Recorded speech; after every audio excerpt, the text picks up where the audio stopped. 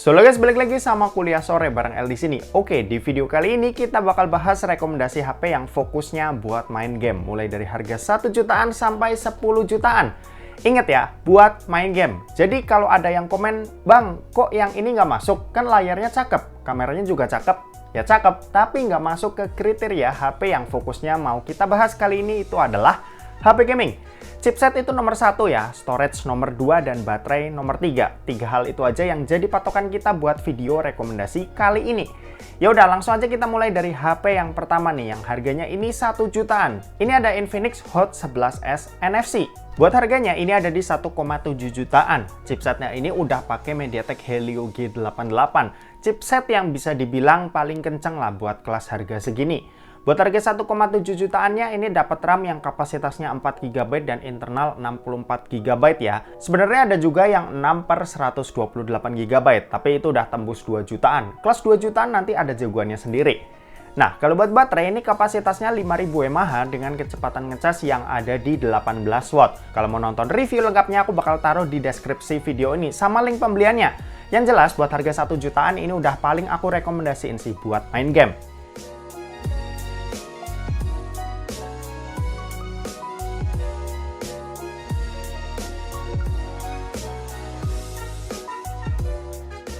Oke, lanjut yang ke kelas 2 jutaan. Ini ada Infinix Note 12 2023.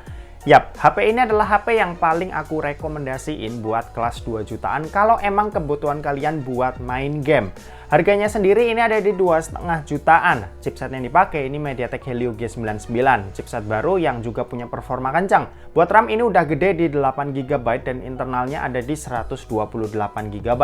Kalau buat baterai ini punya kapasitas 5000 mAh dengan kecepatan ngecas yang ada di 33 watt. Ya minusnya ini ada di layarnya aja sih, yang panelnya sebenarnya udah AMOLED tapi refresh rate-nya cuma 60 Hz aja.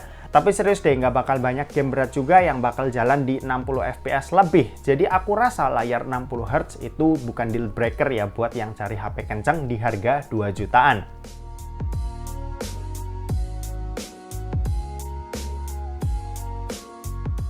Oke, next kita lanjut ke kelas 3 jutaan. Sebenarnya buat harga 3 jutaan, Poco X3 Pro bakal ada di daftar teratas ya. Karena di harga 3 jutaan, kita udah bisa dapetin HP dengan chipset yang super kencang.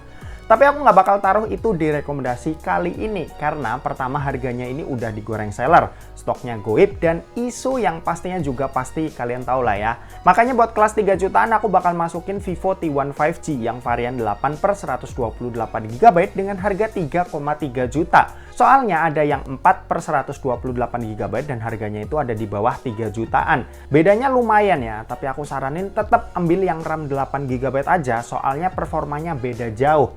Buat chipset ini udah pakai Dimensity 810. Storage-nya udah aku sebutin di 8128 dan buat baterai ini punya kapasitas 5000 mAh dengan charging speed yang tergolong lamban nih buat kelas 3 jutaan yaitu 18 watt. Nilai plus dari HP ini ada di 5G-nya ya yang jelas, dan minusnya ini ada di speaker yang nggak stereo. Jadi kalau kalian misal suka main game pakai headset, ini masih oke buat dipilih.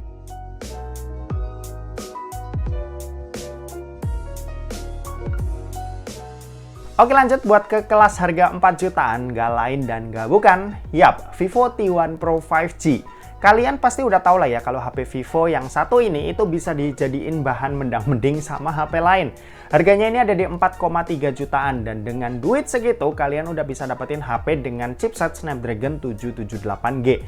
RAM-nya ini 8 GB dan internal yang ada di 128 GB. Yang bikin tambah recommended karena Snapdragon 778G di HP ini itu bener-bener stabil banget performanya ya. Suhunya juga adem, jadi nilai plus lah buat yang emang cari HP buat main game.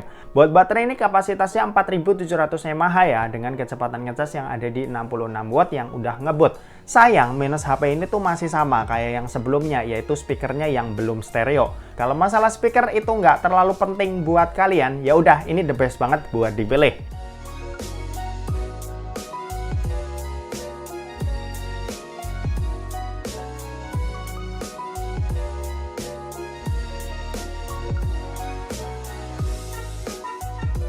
Oke, next buat kelas harga 5 jutaan ini ada Poco F4, Poco F4.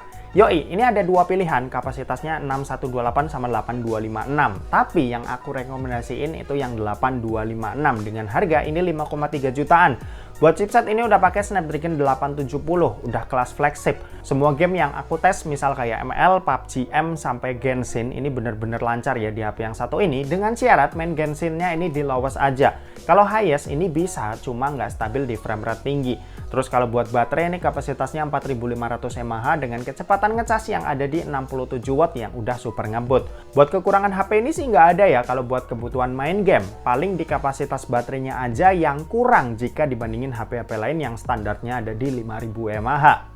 Next, buat harga 6 jutaan ini ada Xiaomi 12T. Ini benar-benar HP yang super duper bagus. Ada budget 6 jutaan, serius ambil ini aja. Bahkan aku bisa ngilangin kelas harga 7 sampai 8 jutaan karena HP ini. Buat main game Xiaomi 12T ini itu udah lebih bagus dari HP-HP yang ada di kelasnya. Bahkan yang 7-8 jutaan tadi itu juga susah buat nandingin. Chipsetnya ini emang bukan yang paling powerful, ibarat ini tier kedua lah, yaitu Dimensity 8100 Ultra. Cuma bener-bener ya, semua game yang udah aku coba ini berjalan dengan sangat-sangat stabil di HP ini.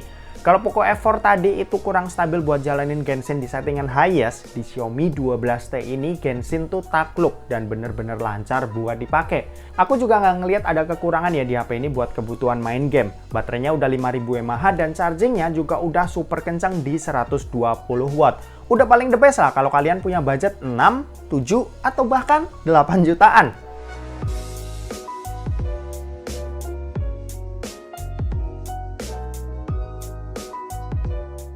Oke, dan terakhir buat harga 9 juta plus ini ada ROG Phone 6. Yap, ini udah paling the best banget kalau kalian cari HP gaming karena ini adalah HP gaming beneran. Ya intinya ini adalah HP yang udah paling bener buat dipilih kalau kalian ada budget 10 jutaan. Main game apapun lancar ya dan udah bener-bener enak buat main di sini. Chipsetnya Snapdragon 8 Plus Gen 1, RAM-nya 8GB, internalnya 256GB dan baterainya ini udah 6000 mAh dengan kecepatan ngecas yang ada di 65 watt. Aku sendiri udah pakai HP ini selama 3 bulan dan gak pernah kecewa sama sekali sama performa dan daya tahannya. Apalagi buat fitur-fitur gamingnya ini mendukung banget buat kalian yang emang bener-bener doyan main game. Bener-bener jos!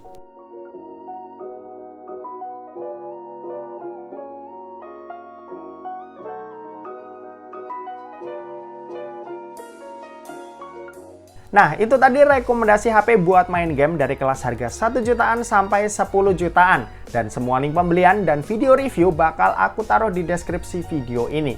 Terima kasih buat yang udah nonton video ini. Jangan lupa buat like, komen, dan share juga ke teman-teman kalian supaya teman-teman kalian mendapatkan informasi yang bermanfaat dari kuliah sore. Oke, terima kasih buat yang udah nonton video ini sampai habis dan sampai jumpa di kuliah selanjutnya. Bye-bye.